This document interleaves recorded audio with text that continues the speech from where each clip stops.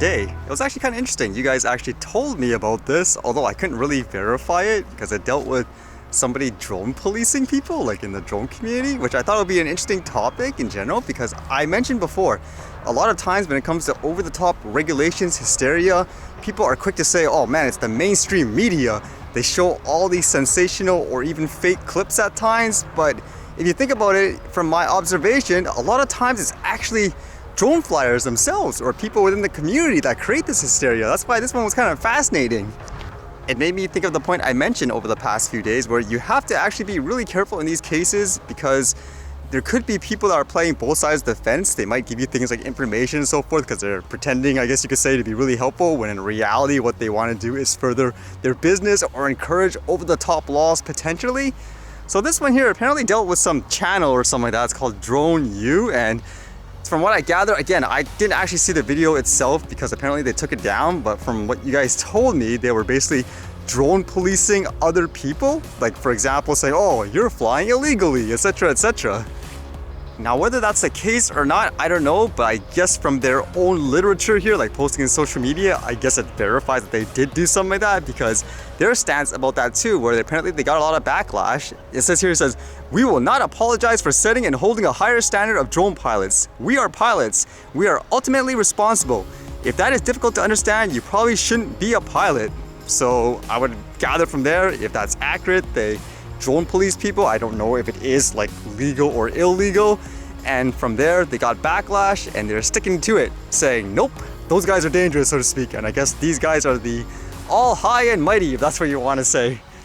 I guess there's the twist, because what I did see was their quote, I guess, apology video, and they basically wrote on their social media as well saying humility is rare. Frankly, I, Paul, could work on my how, but our goal is to create the safest drone community in the world. I apologize for the how. Drone policing is over. So I did watch the video, and honestly, just from my personal opinion, it didn't sound very apologetic. If anything, it sounded a little bit more like, oh well, I just gotta throw something out there just to say, you know, we said we're sorry. Whereas it makes me think it's like those situations like, let's just say, not saying this person's a criminal, but it is in that case where when you hear people like that apologize, are you really sorry because you're sorry, or are you sorry because you got caught, so to speak? Like in this case, are you just saying sorry because of the backlash? I'm not too knowledgeable about these people personally, but as an example, they seem to imply they're doing all this to make more professional, I guess, pilots, make it better for the industry in general. But even like looking at everything like from the site, it seemed like even in the About Us and stuff like that, the foundation of you creating, I guess, this was because you wanted to find a way to leave your existing jobs and make a living out of training people, like to fly drones. Like nothing wrong with that, but to me, that's more business end. Like it seems like you're doing this more, in my opinion, because you want to generate business, try to imply that you are the quote expert. And even in their own marketing materials, like this one says, trial and error is not a strategy, it's insanity. So are you saying a kid going out and flying a drone, for example, is crazy stuff? Instead, they should pay you, for example, I don't know what it is, $1,000, $2,000 to learn how to fly a drone? Like to me, that's ridiculous if that's the case. It just makes me weary personally, like when I see all these factors. Like, is the real reason you drone police people is because you want to make things safe, so to speak?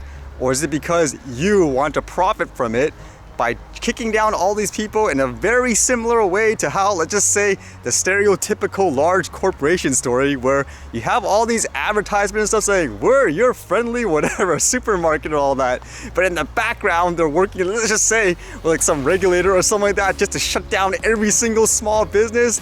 They secretly bully like and harass like other small people just so they could be the only one in town. I'm sorry, but that's what it comes across to me in many ways. Maybe it's true, maybe it's not, but I'd have to see something else that you're doing to actually promote the hobby in that way. Not telling, like, for example, a kid, oh man, trial and error, that's not the way to do it in terms of flying a drone. Don't just go to an open field and practice. You better come to us first. Save up like your $1,000.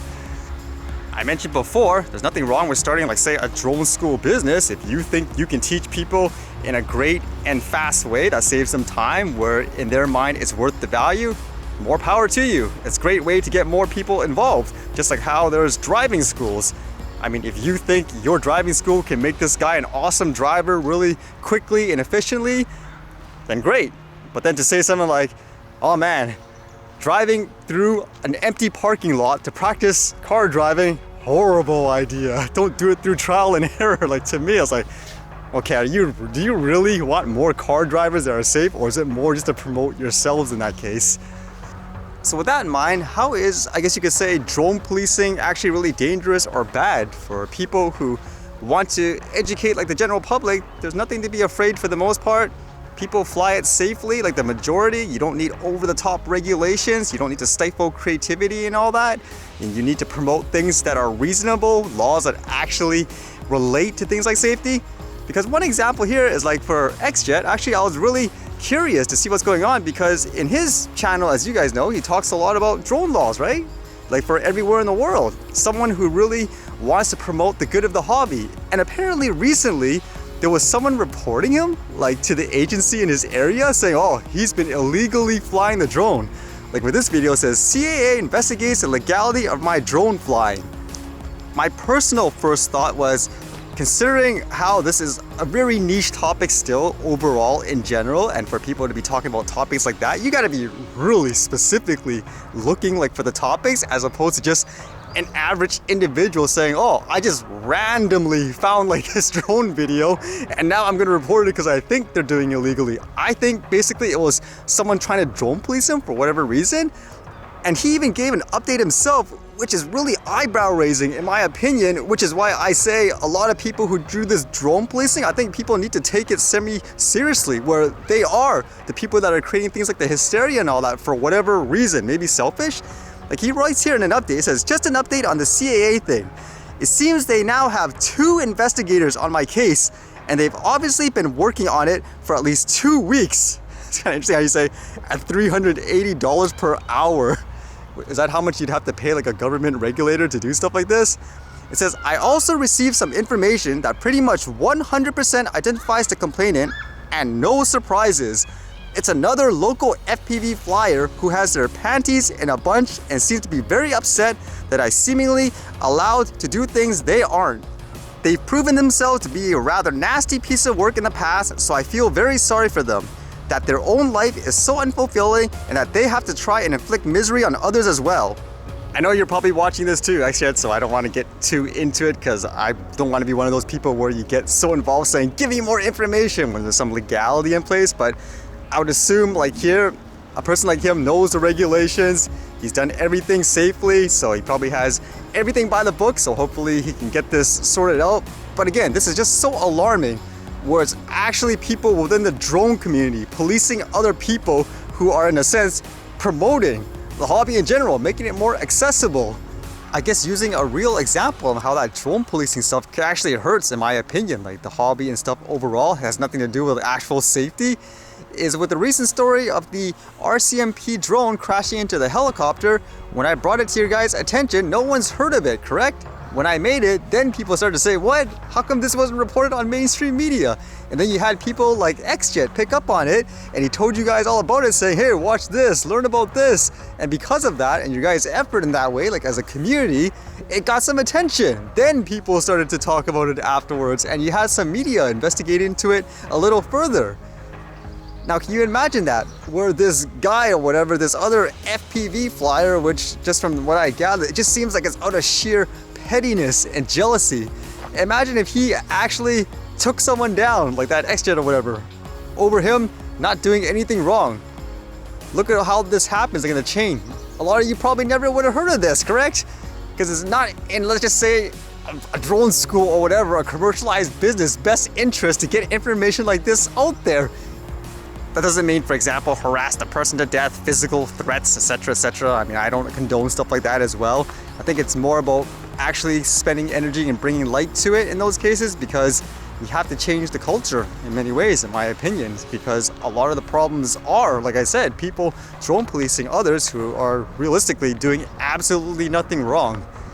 I'd personally rather have everything focused on actual real safety, not stuff that is just made up, so to speak, just to prevent people from flying or forcing them to pay thousands of dollars. Like, I think in this video, from what I gathered, it was scolding people for potentially flying beyond visual line of sight or something like that.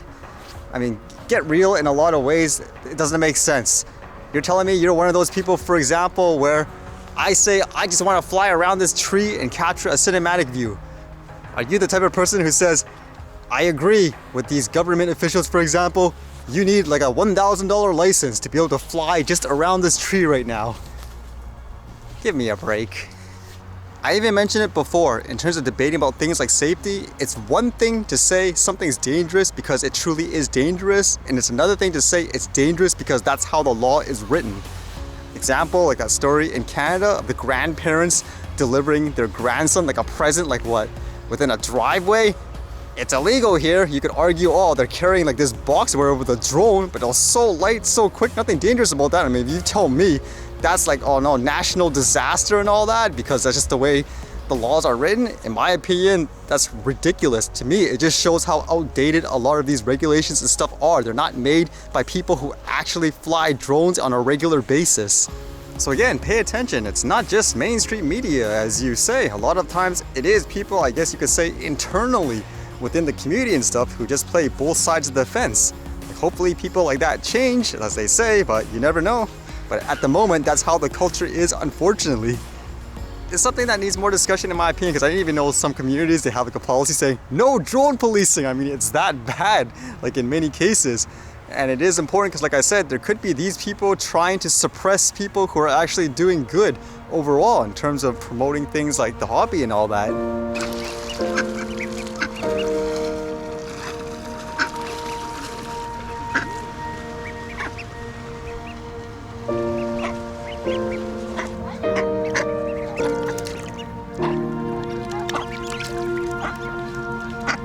See them catching the orb?